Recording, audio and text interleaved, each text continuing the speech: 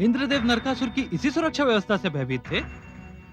ये विद्युत रस्सियों का जाल, ये तो बहुत दुर्बल व्यवस्था है केशव। किसी भी जाल को दुर्बल समझ लेना अज्ञानता होगी सेनापति। ये जाल तो दिखाई दे रहा है, माया जाल तो दिखाई भी नहीं देता, किंतु उसमें फंस जाने वाला व्यक्ति कभी बाहर नहीं निकल पाता। इंद्रदेव की चिंताओं पर संदेह करना मूर्खता होगी। यदि आपकी आज्ञा हो तो इस जाल को काट दें। ऐसी भूल कभी न करना सेनापति। नरकासुर का सेनापति मूर एक उच्च कोटि का शिल्पी भी है। अवश्य ही इस घेरे में कोई रहस्य है। बहुत सोच समझकर चोट करना ही उचित होगा। जो आज्ञा केशव, सोच समझकर ही प्रहार होगा। सैनिक,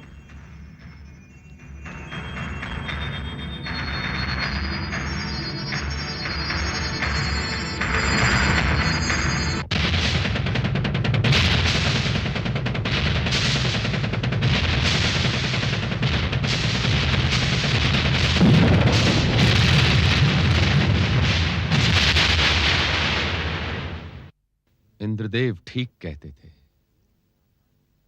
मूर ने आकाश की विद्युत शक्ति को बंदी बना लिया है। इस जाल को पार करना सरल नहीं है। ये मोरवी पाश है केशव। मूर की पुत्री ने कामाख्या देवी की सहायता से अपूर्व शक्ति प्राप्त की है, किंतु मेरे पास भी सूर्य देव का दिया हुआ दिव्यास्त्र है, जिस पर विद्युत का कोई प्रभाव नहीं होता। मैं इस जाल को पार करूंगी।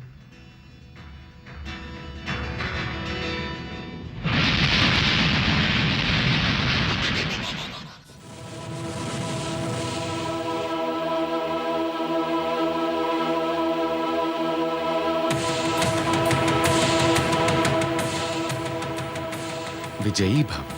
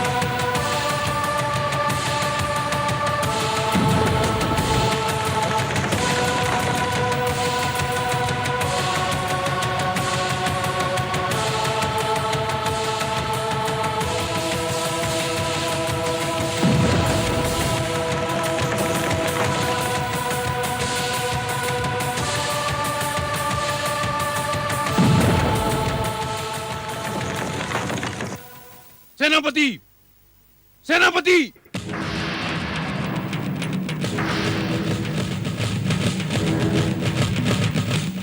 जी महाराज, क्या इसी सुरक्षा व्यवस्था पर गर्व था तुम लोगों को?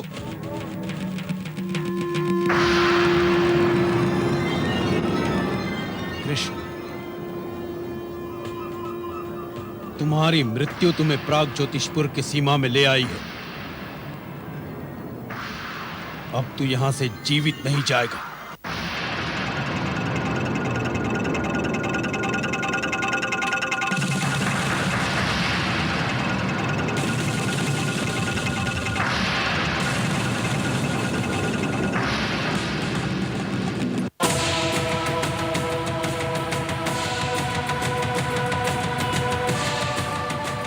सारी बाधाएं दूर हो चुकी हैं केशव। सेनापति, सेना को सावधान किया जाए। सावधान!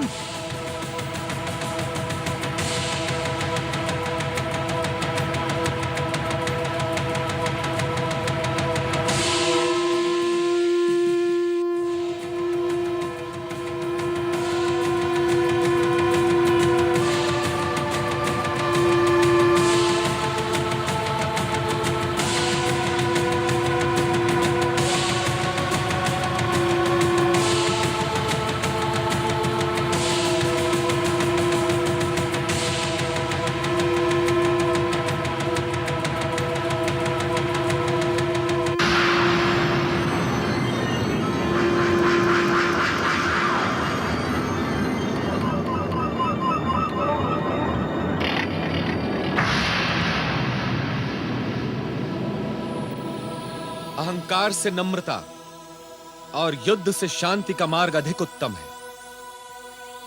अहंकार केवल एक व्यक्ति के नाश का कारण होता है, किंतु युद्ध सामूहिक विनाश को निमंत्रण देता है। तुमने माता अदिति के कुंडल और वरुण देव का छत्र छीनकर केवल अपराध किया था। यदि तुम वो छत्र और कुंडल लौटा दो और अपहरण की गई कन्याओं को सादर मुक्त कर दो, तो हम तुम्हें क्षमा कर देंगे। मैं जरासंध नहीं हूं वासुदेव, मेरा नाम नरकासुर है और मैं अपनी प्रतिज्ञा पूरी करके ही रहता हूं। मैंने प्रतिज्ञा की थी कि अदिति के कुंडल रखकर और वरुण का छत्र लगाकर मैं कंवारी कन्याओं का भोग करूंगा, सो तो मैं करके रहूंगा। पापी की प्रतिज्ञा बिच्छू के डंक के समान होती है नरकासुर। बिच्छू दूसरों को तो डंक मारता ही है, किंतु एक दिन उसका अंत भी स्वयं उसी के डंक से ही होता है। हमें अपनी मीठी मीठी बातों में फुसलाने का प्रयत्न ना करो वासुदेव। आक्रमण किया जाए। आक्रमण का मुंह तोड़ जवाब दिया जाए।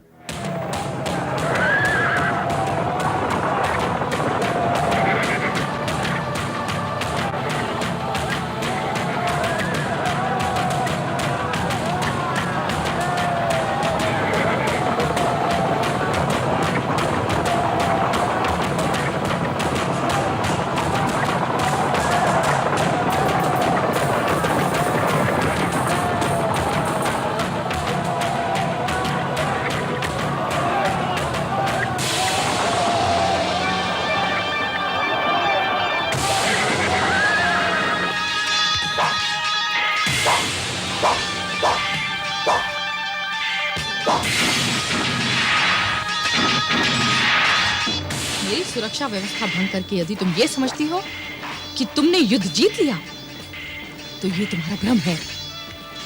युद्ध का अंतिम निर्णय मेरी शक्ति करेगी।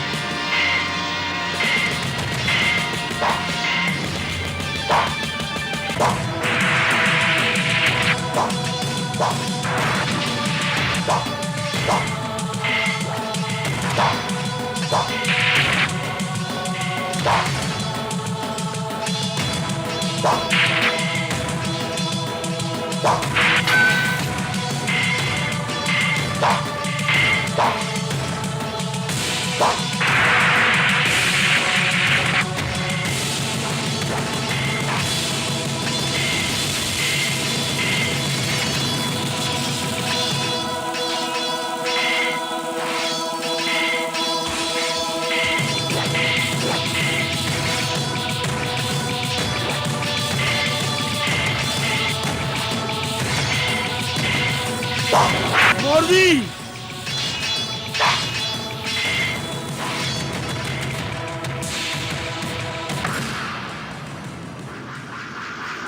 पिताश्री, पिताश्री, पिताश्री!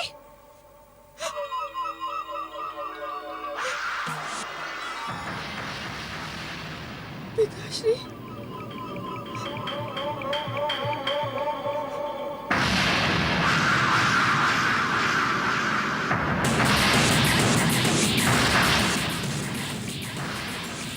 केशव, तुमने मेरे पिताश्री और सम्राट का वध किया है।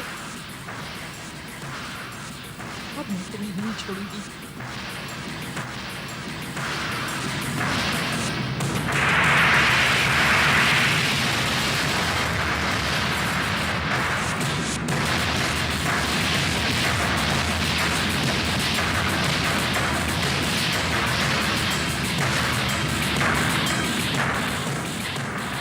अब तुम्हें मुझसे कोई नहीं बचा सकता केशव। ठहर जाओ मौरवी, ये क्या कर रही हो? इसने मेरे पिता और सम्राट का वध किया है। मैं इसे मृत्यु के घाट उतार दूंगी। मृत्यु के घाट उतार दूंगी? अरे मूर्ख, जिनके दर्शन मात्र से मोक्ष का मार्ग खुल जाता है, जिनका चरणामृत दुखियों के दुख का निवारण कर देता है, जो पापियों के उद्धारक, दिलों के तारक और दुर्बलों के सहायक हैं, उनके हाथों से तो जिसने मृत्यु पाई उसे एक नया जीवन मिल गया। नरकासुर और मूर तो भाग्यशाली थे जो श्री कृष्ण ने उन्हें सदा के लिए जीवन मृत्यु के चक्कर से मुक्ति दिला दी। लाओ, ये खड़ग मुझे वापस दे दो। तुम देवी होकर अपना दिया हुआ वरदान मुझसे वापस मांग रही हो? हाँ, इसी में मेरा और तुम्हारा दोनों का सम्मान है। ये खड़ग श्री कृष्ण के लिए एक काठ के खिलौने से अधिक साबित नहीं होगा। इसका उन पर कोई प्रभाव नहीं पड़ेगा। मैं तुम्हें इसके प्रयोग की आज्ञा नहीं दे सकती। क्यों? क्योंकि ये खड़ग मुझे लक्ष्मी ने दिया है। लक्ष्मी विष्णु देव की पत्नी है, तो श्री कृष्ण विष्णु के अवतार। भला कहीं पत्नी का शस्त्र पति को कोई हानि पहुंचा सकता है? तुम देवी हो इसीलिए कृष्ण का पक्ष ले रही हो? नहीं, तुम पुत्री हो इसलिए मैं तुम्हारा पक्ष ले रही हूं। तुम इनके गुणों से परिचित नहीं हो। मैं तुम्हें बताती हूं, इनके चरण स्पर्श करो। तुम्हारी मनोकामना पूर्ति का मार्ग भी इन्हीं के चरणों से निकलेगा। तुम्हें वर की खोज थी ना? हाँ। तो समझ लो, आज तुम्हारी खोज का अंत है। जाओ, इनके चरण छुओ। तुम्हारी इच्छा केवल श्री कृष्ण ही पूरी कर सकते हैं।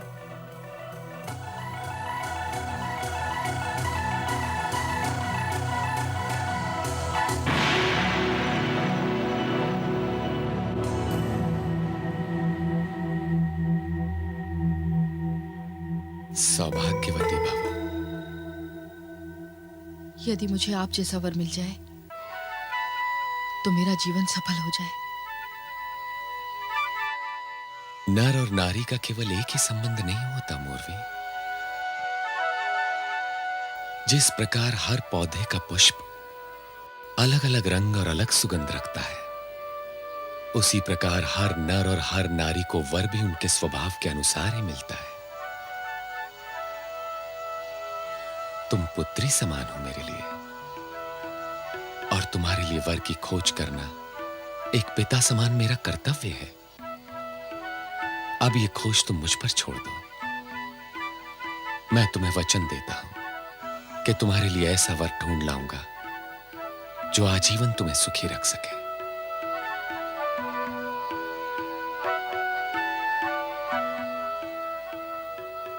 अपहरण की गई कन्याएं कहां हैं मूर्वी? आइए वासुदेव।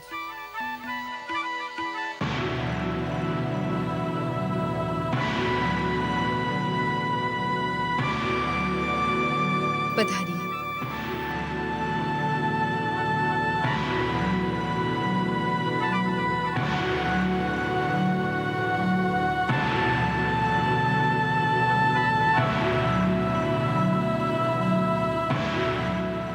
विराजिए।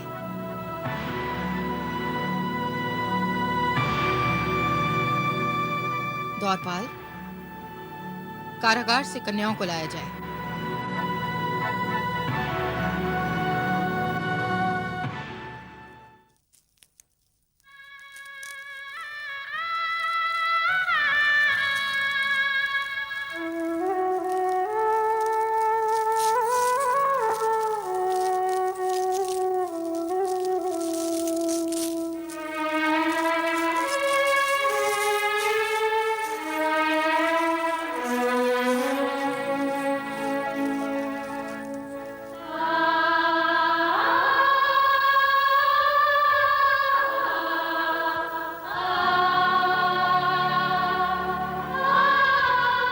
आप लोग मुक्त हैं।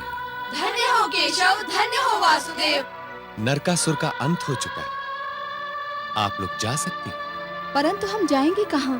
अपने अपने गृहों की ओर, जहाँ से नरकासुर आप लोगों का अपहरण करके लाया था। अब हमें स्वीकार कौन करेगा? आपके परिजन, जो आपकी राह देख रहे होंगे। हम पर अपहरण का लांछन लग चुका है और अब समाज अपने द्वार हम पर बंद कर चुका है। क्यों? क्या समाज ये नहीं जानता कि आपका बलपूर्वक अपहरण किया गया था? आप अपनी इच्छा से तो नहीं आई थी।